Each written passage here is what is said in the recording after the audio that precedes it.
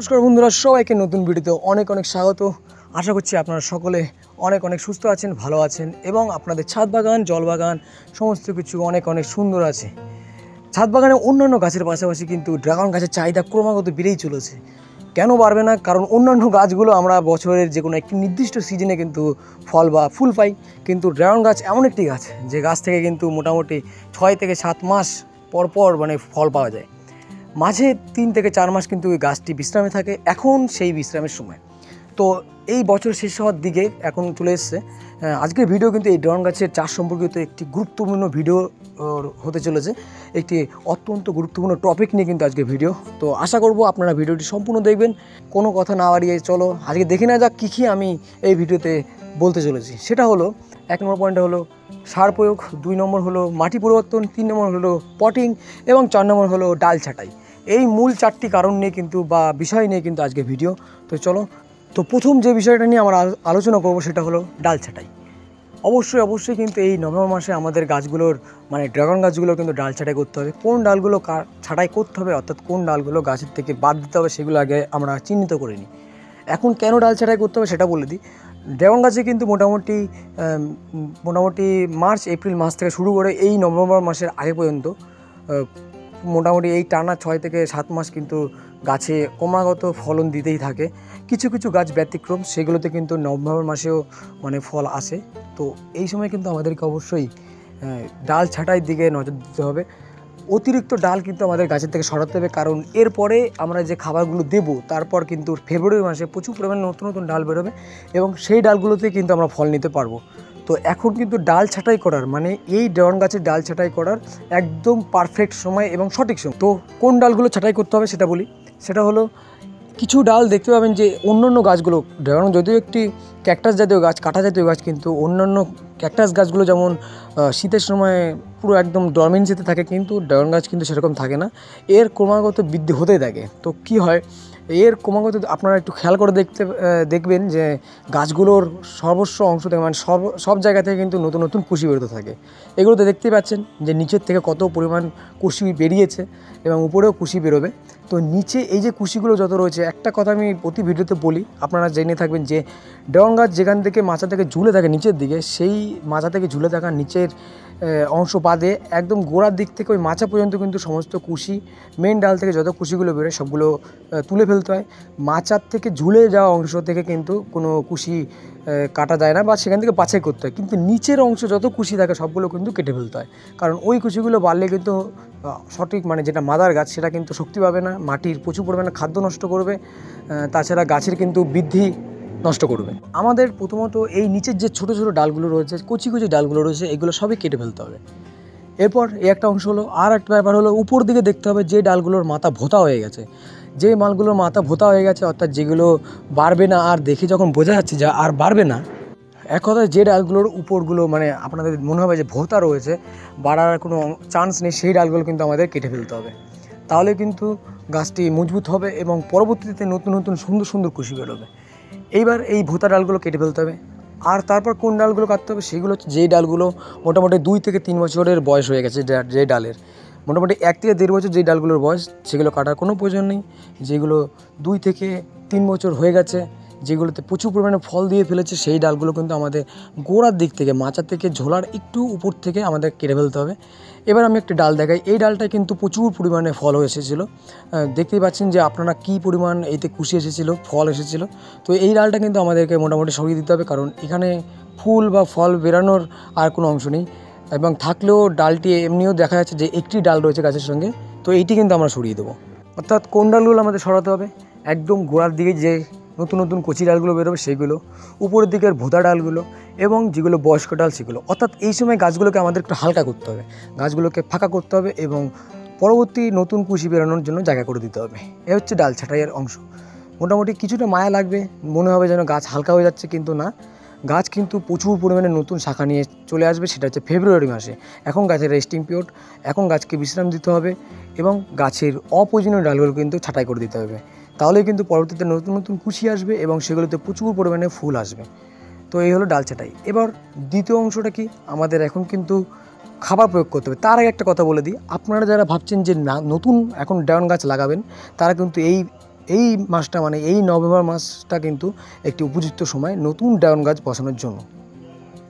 বছরের যে কোনো সময় কিন্তু ড্রাগন গাছ রোপণ করা যায়, কিন্তু এই নভেম্বর মাসটা কিন্তু ড্রাগন গাছ রোপণ করার জন্য একটি খুব সুন্দর গুরুত্বপূর্ণ সময়।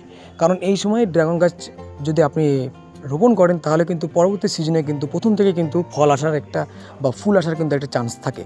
তো নতুন যারা গাছ বসাতে চাইছো বা বসাতে চাইছেন তারা কিন্তু এখন কিন্তু বসাতে পারেন। এর জন্য কী পরিমাণ মাটি নিতে হবে বা কী মিক্স কী পরিমাণ মানে মিডিয়া ব্যবহার করতে হবে সেটা কিন্তু আমার চ্যানেলে বিস্তারিতভাবে দেওয়া আছে অন্যান্য ভিডিওতে। আমি তবুও এই ভিডিওতে কিছুটা বলে দিই আপনাদের সুবিধার্থে। সেটা হচ্ছে আপনারা 50% যে কোনো ভালো কম্পোস্ট বা গোবর সার বা জৈব সার ব্যবহার করতে পারেন। তার সঙ্গে 25% ব্যবহার করুন 25% ব্যবহার করুন হচ্ছে মাটি, বিশুদ্ধ মাটি, এবং বাকি যে 25% থাকলো তার অর্ধেক মানে ওই 12-13% ব্যবহার করুন ধানের তুষ, সেদ্ধ ধানের তুষ। আর বাকি যে 13% বা 12% থাকছে, অর্থাৎ বাকি যে পরের 25% ছিল তার অর্ধেক ব্যবহার করুন যে সেদ্ধ ধানের তুষ, এবং অর্ধেক ব্যবহার করুন 4 ভাগে করে, সেটা হচ্ছে নিমখোল, শস্য খোল, হাড় গুঁড়ো এবং শিং গুঁড়ো।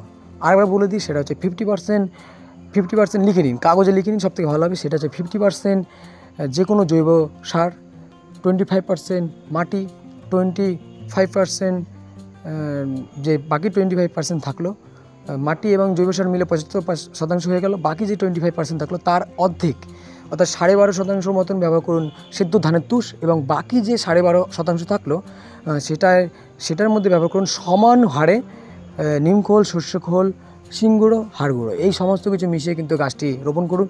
ড্রাগন গাছ কিন্তু প্রচুর পরিমাণে জৈব সার গ্রহণ করতে পছন্দ করে। এতে রাসায়নিক সার ব্যবহার করবেন না। রাসায়নিক সার ব্যবহার করলে বাড়ির জিনিস রাসায়নিক সার ব্যবহার না করাই ভালো। যখন ব্যবহার করতে হবে, কখন ব্যবহার করতে হবে, কী পরিমাণে ব্যবহার করতে হবে সেটা আমি অন্যান্য ভিডিওতে বলেও দিয়েছি। পরবর্তীতে আমি আবার বলবো, যারা নতুন গাছ করতে যাচ্ছেন এইভাবে জৈব পদ্ধতিতে করুন, তাহলে আপনার গাছ মজবুত হবে, ভালো হবে, ফল উন্নত হবে এবং গাছে ফলের বিষক্রিয়া থাকবে না। এইভাবে মাটি তৈরি করুন। এটা পটিংয়ের কথা বলে দিলাম। এবার রিপোর্টিং অন্যান্য গাছগুলো যেমন রিপোর্ট করা যায়, গাছ থেকে উপড়ে মাটি চেঞ্জ করা যায় বা গাছ থেকে কিছু মাটি কমানো যায়, ড্রাগন গাছে কিন্তু সেরকম করা যায় না। তো যেই গাছগুলোতে মাটি প্রচুর পরিমাণে শিকড় একদম ছেয়ে গেছে, এবার আমি কিছু গাছ দেখাই। এইখানে কিছু গাছ রয়েছে যেগুলো হচ্ছে আমার অনেক বছরে মানে 1-2 বছরের পুরনো, আর কিছু গাছ রয়েছে এই বছরই বসানো। তো এই বছরে যে গাছগুলো বসানো সেগুলোতে কিন্তু আমি কোনো রকম মাটি পরিবর্তন করব না। আর যে গাছগুলো কিন্তু মোটামুটি 1-2 বছরের পুরনো আছে সেগুলোতে মাটি পরিবর্তন করব।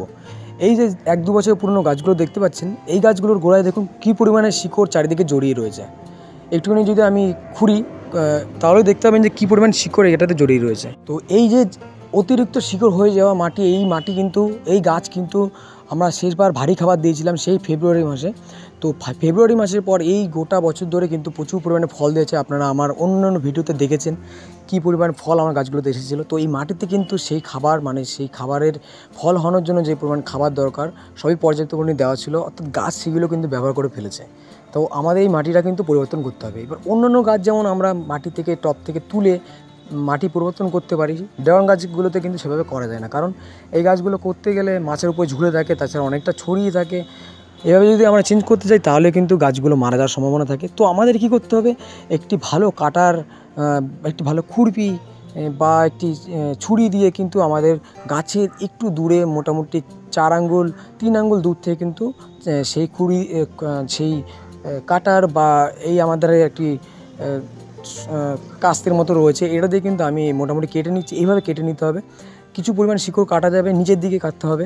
কিছু শিকড় কাটা যাবে, তা থেকে আতঙ্কিত হওয়ার কিছু নেই, কারণ ড্রাগন গাছ কিন্তু সহজে মরে না, আর এখন মরার কোনো চান্সই নেই।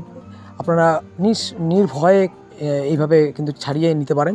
মাটিটা কিছুটা পরিমাণ তুলে ফেলতে হবে, যতটা পরিমাণ তোলা যায় তুলে ফেলতে হবে। পাশ থেকে একদম গোড়ার মাটি কিন্তু সরানো যাবে না, সাইড থেকে এভাবে তুলে ফেলতে হবে। এবার আপনারা দেখতে পাচ্ছেন কীভাবে আমি সাইড থেকে তুলে ফেলেছি, এবং এই যে তুলে রাখা মাটিগুলো রয়েছে, সার মাটিগুলো রয়েছে, এতে কিন্তু খাবার যে ফুরিয়ে গেছে এমন না। এই মাটিগুলো কিন্তু অল্প রোদে শুকিয়ে আবার অন্যান্য গাছে ব্যবহার করা যায়। সামান্য খাবার মিশিয়ে আবারও এক্ষেত্রে এই গাছের সঙ্গে এই মাটিতেই আবার দিয়ে দেওয়া যায়, এই ড্রাগন গাছের মধ্যে দিয়ে দেওয়া যায়। তো এইভাবে আমি জিনিসটা পরিষ্কার করে নিলাম, মাটিগুলো সরিয়ে নিলাম। এইবার আমাদেরকে এই গর্তটাকে, এই ফাঁকা অংশটাতে অন্যান্য কিছু খাবার দিয়ে কিন্তু সার মাটি ব্যবহার করে কিন্তু আমাদেরকে এই গর্তটুকু বা ফাঁকা অংশটুকু পূর্ণ করতে হবে। তো এই ক্ষেত্রে আরেকটা কথা বলে নিই, সেটা হচ্ছে আমাদের কিন্তু একমাত্র যে গাছগুলো পুরনো, মানে মোটামুটি 2 থেকে 3 বছর হয়ে গেছে বয়স, বা 1 থেকে 1.5 বছর হয়ে গেছে, বা গত সিজনে যেগুলোর মাটি চেঞ্জ করা হয়েছিল, মানে ধরুন মোটামুটি নভেম্বর মাসে যাদের আমি মাটি চেঞ্জ করেছিলাম তাদেরই কিন্তু আমি মাটি চেঞ্জ করব। তার মাঝে যে গাছগুলো আমি মাটি মানে নতুন গাছ লাগিয়েছিলাম, যেগুলো মোটামুটি নভেম্বর মাসের পরে মোটামুটি মার্চ এপ্রিল বা অন্যান্য সময় যেগুলোর বয়স মাটির বয়স 1 বছর হয়নি, সেই গাছগুলো কিন্তু আমি শেকড় বা মাটি কিন্তু আমি পরিবর্তন করব না, বা মাটি কিন্তু আমি ছাঁটাই করব না, মাটি কিন্তু চেঞ্জ করছি না। তো সেইগুলোতে কিন্তু আমি শুধুমাত্র উপর থেকে শুকনো খাবার দিয়ে দেবো। আর যেগুলোতে 1 বছর পুরনো হয়ে গেছে, মাটির শেকড় পুরোপুরি ধরে গেছে, সেই গাছগুলোতে কিন্তু আমি শুধুমাত্র গোড়ার থেকে এভাবে মাটি সরিয়ে মাটি পরিবর্তন করছি। তো এক্ষেত্রে আমি কী ধরনের খাবার বা কী ভারী জিনিসটা এই গাছের গোড়ায় দেবো সেটা একবার দেখাই। আমার সামনে যেগুলো আপনারা দেখতে পাচ্ছেন, এটার মধ্যে রয়েছে সেদ্ধ ধানের তুষ, নিমখোল, সর্ষে খোল, হাড় গুঁড়ো, শিংকুচি এবং প্রচুর পরিমাণে জৈব কম্পোস্ট সার। আপনারা গোবর সারও ব্যবহার করতে পারেন। এবার এই অংশগুলো, এই জিনিসগুলো কী হারে মেশাতে হবে সেটা একটু বলে দিই। সেটা হচ্ছে আপনারা সমান হারে নিন শিংকুচি, হাড় গুঁড়ো, নিমখোল, সর্ষে খোল এবং ধানের তুষ, সেদ্ধ ধানের তুষ অবশ্যই ব্যবহার করবেন। এবার ধানের তুষ কিন্তু ধানের চিটা না, যেই ধানটা যে চালার সময় যেটা তুষটা ভাঙানোর সময় যে তুষটা উড়ে বেড়ায় সেটা না, কিন্তু ধানটা যখন আমাদের চাল কলে দেওয়া হয় তখন যে প্রথম তুষটা বেরিয়ে আসে ভেঙে, সেই সেদ্ধ ধানের তুষটা কিন্তু আমরা ব্যবহার করছি। তো সেটা সমান হারে নিয়ে নিন সবগুলো। এবার সমান হারে যদি আপনাদের বুঝতে অসুবিধা হয়, সেটা হলো আপনারা 1 কেজি নিমখোল নিন, 1 কেজি সর্ষে খোল নিন, 1 কেজি হাড় গুঁড়ো নিন, 1 কেজি শিং গুঁড়ো নিন এবং 1 কেজি সেদ্ধ ধানের তুষ নিন। এই হচ্ছে সমান হার। যাই নিন 1 কেজির জায়গায় 2 কেজি নিতে পারেন, কিন্তু সবগুলো থাকবে সমান। এবং টোটাল যত কিছু হলো সব কিছু মিশিয়ে যদি 5 কেজি হয়, তাহলে তার ডবল অর্থাৎ 10 কেজি নিন যে কোনো জৈব সার। সেটা কম্পোস্ট হতে পারে, ভার্মি কম্পোস্ট হতে পারে, কিচেন কম্পোস্ট হতে পারে, গোবর সার হতে পারে, যে কোনো ভালো জৈব সার। এটা কিন্তু আমাদের নিতে হবে তার ডবল। তো এইগুলো সমস্ত কিছু মিশিয়ে আপনারা 2 থেকে 3 সপ্তাহ আগে তৈরি করে রাখতে পারেন, সবথেকে ভালো হবে। এবং সঙ্গেও দিতে পারেন, তবে সর্ষে খোলের সঙ্গে কিছুটা তেজ থাকে, তাই কিছুটা আগে বানিয়ে ফেললেই সবথেকে ভালো হবে। তো এইগুলো ব্যবহার করতে হবে, সমান হারে মিশিয়ে আমাদের এই ফাঁকা অংশটা পূর্ণ করতে হবে। আর কি নিতে হবে এর সঙ্গে আমাদের নিতে হবে, সেটা হচ্ছে বোরন, ম্যাগনেসিয়াম, জিঙ্ক এবং সামান্য পরিমাণ ক্যালসিয়াম। এই অনুখাদ্যগুলো কিন্তু আমাদের ব্যবহার করতে হবে। তো কী বললাম আরেকবার বলে দিই। সমান হারে নিন আপনারা 5 ভাগে, সেটা হচ্ছে নিমখোল, সর্ষে খোল, হাড় গুঁড়ো, শিং গুঁড়ো এবং ধানের তুষ, এবং তার ডবল সব কিছু মিশিয়ে যেই পরিমাণটা হলো তার ডবল পরিমাণ যে কোনো জৈব সার, এবং তার সঙ্গে 4টে অনুখাদ্য। এই 4টে অনুখাদ্য কিন্তু আপনারা নাও দিতে পারেন। এটা যদি ব্যবহার করা যায়, যদি দেওয়া যায় সম্ভব হয় তাহলে দিয়ে দিন, আর না দিলেও কোনো সমস্যা নেই। সেটা হলো বোরন, জিঙ্ক, ম্যাগনেসিয়াম এবং ক্যালসিয়াম। এগুলো কী হারে দিতে হবে, একটি 10 ইঞ্চি টবের জন্য, 10 ইঞ্চি পটের জন্য আপনারা 1 চামচ যাতে 1 গ্রাম ধরে, মানে 1 গ্রাম পরিমাণ সবগুলো মিশান। যে 4টে অনুখাদ্যের কথা বললাম সেটা 1 গ্রাম করে নিন, 4 গ্রাম হবে। এই 4 গ্রাম কিন্তু মোটামুটি ওই একটা 10 ইঞ্চি টবে ব্যবহার করা যাবে। এবার যদি তার থেকে ডবল হয়, যদি 10 ইঞ্চির জায়গায় যদি বেশি টব বড় হয়, সেই অনুযায়ী আপনারা ব্যবহার করুন। 10-এর জায়গায় যদি সেটা 14 হয় বা 15 হয়, 16 হয়, আপনারা সেই পরিমাণে সামান্য পরিমাণে 1 গ্রামের থেকে একটু পরিমাণ বাড়িয়ে দিন, এইভাবে ব্যবহার করুন। কিন্তু 10 ইঞ্চি টবের জন্য কিন্তু 1 গ্রাম আমাদের ব্যবহার করতে হবে। তাহলে জিনিসটা আরেকবার বলে দিই, তাহলে আরও ভালো পরিষ্কার হয়ে যাবে। সেটা হচ্ছে আপনারা সমান হারে ধরুন 1 কেজি হারেই নিচ্ছেন, সেটা হচ্ছে শিং গুঁড়ো, হাড় গুঁড়ো, সর্ষে খোল, নিমখোল এবং সেদ্ধ ধানের তুষ। এগুলো 5 কেজি নিলেন, 1 কেজি করে, আর 5 দুগুণে 10 কেজি নিলেন যে কোনো জৈব সার। এইগুলো সব কিছু মিশিয়ে নিন। এইবার সব গাছগুলোতে, যত গাছগুলোতে ফাঁকাগুলো রয়েছে, যেখানে মাটি আপনি সরিয়েছেন সেই জায়গাটা ভরাট করে দিন, যেগুলোতে মাটি আপনি সরাননি সেই গাছগুলোর উপরে ছড়িয়ে দিন, এবং প্রতিটা 10 ইঞ্চি টবের হারে 1 গ্রাম করে বোরন, জিঙ্ক, ম্যাগনেসিয়াম এবং ক্যালসিয়াম এগুলো গাছে গোড়ায় দিয়ে দিন। ব্যাস, আমাদের জৈব সার দেওয়া কমপ্লিট। এই হলো জৈব সার দেওয়া। তাহলে সব কিছু বোঝা গেল কীভাবে আমাদের কি করতে হবে, আমি সব কিছু জানিয়ে দিলাম। তাহলে আরেকবার সব কিছু বলে দিই, প্রথম থেকে যেগুলো বললাম সেটা হচ্ছে গাছগুলো ছাঁটাই করুন। এই সময়টা কিন্তু গাছগুলো ছাঁটাই করার একদম সঠিক এবং পারফেক্ট সময়। এবং 2 নম্বর হলো পটিং। এই সময় কিন্তু আপনারা গাছের অবশ্যই পটিং করতে পারেন, কারণ পটিং করার সবথেকে পারফেক্ট এবং সঠিক সময় হচ্ছে এখন। এবং 3 নম্বর হলো কি, মাটি চেঞ্জ করা।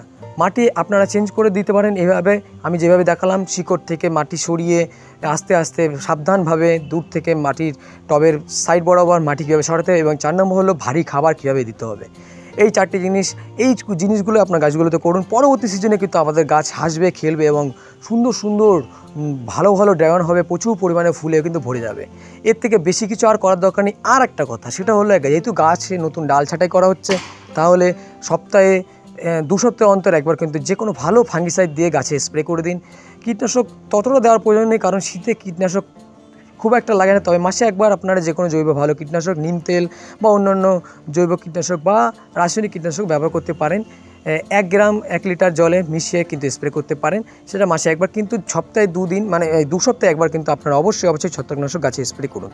তাহলে আশা করছি ভিডিওটি থেকে আপনারা অনেক কিছু জানতে পারলেন। ভিডিওটি ভালো লাগলে অবশ্যই আমার চ্যানেলটি সাবস্ক্রাইব করুন। আর বেশি ভিডিও লম্বা করতে চাই না, সঙ্গে থাকুন, বেল আইকন অল করে রাখুন, যাতে আমার ভিডিও নোটিফিকেশন সবার আগে আপনাদের কাছে যেতে পারে। সবাইকে অনেক অনেক ধন্যবাদ। সবার বাগান অনেক অনেক সুন্দর থাকুক, সবার সময় অনেক অনেক ভালো কাটুক, সবাই সুস্থ থাকবেন, ভালো থাকবেন এবং অবশ্যই সাবস্ক্রাইব করে পাশে থাকবেন। ধন্যবাদ সম্পূর্ণ ভিডিওটি দেখবার জন্য।